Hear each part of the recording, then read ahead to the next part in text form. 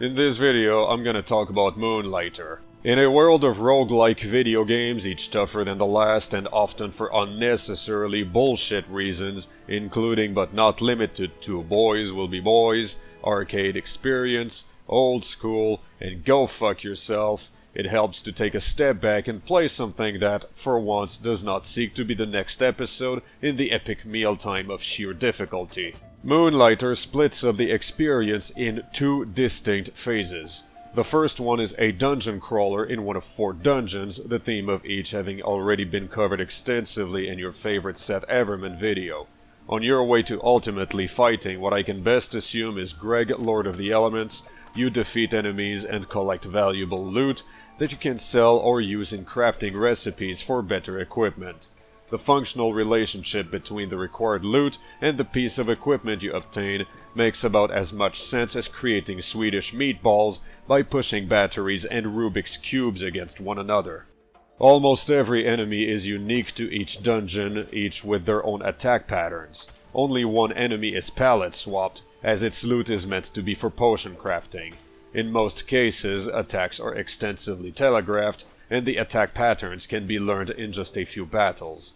The next step is to figure out how cocky you want to be in the interest of speed. Controls consist of a light attack and a special move depending on your chosen weapon. This can be a block, a heavy attack, or something else depending on whether you use sword and shield, big sword, spear, gauntlets, or the bow.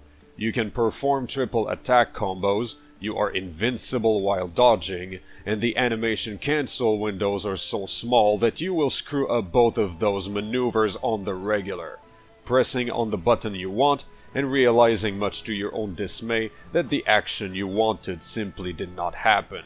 Fortunately, you can drink a potion at any time and then pretend that nothing ever wrong happened. If things are too hard, throw a potion at it. The dungeons themselves are simple to navigate and house a few secrets areas here and there. These dungeons also randomize their layout upon each visit, and each floor is so small that they can be cleared in a few minutes. That said, multiple dungeon resets shall be needed, as you will eventually want to return to the surface and convert your loot into cash. In that spirit, the dungeon crawling is simple, straightforward, and generally free of tedium. Even death is a slap on the wrist, as the worst that happens is that you simply get spat out of the dungeon, minus a portion of your loot for good measure. The second phase of the game has you managing a retail store of loot and loot accessories. If the words capitalism ho mean something to you, then you are surely in familiar territory.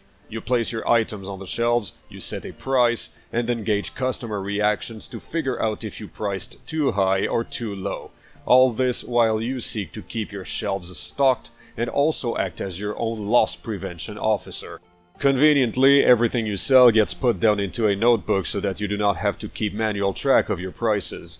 You get to know and consult at any time which price range is just right, which one makes your customers grumble, and which one makes them refuse to purchase entirely.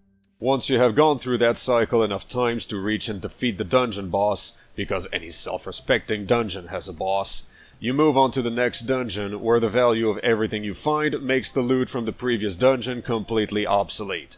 Once you have gone through all 4 dungeons and defeated Lysanderoth, Master of Deception, you start a new game plus, in which, again, everything you find makes the loot from your previous playthrough completely obsolete.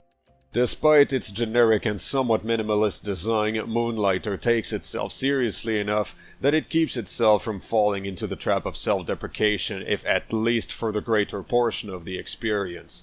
Eventually, the story has to catch up to the gameplay experience, and then everyone involved, both inside and outside of the game, comments on how absolutely ridiculous the whole thing has been from the get-go, which would have been fine if nobody had commented on this in the first place.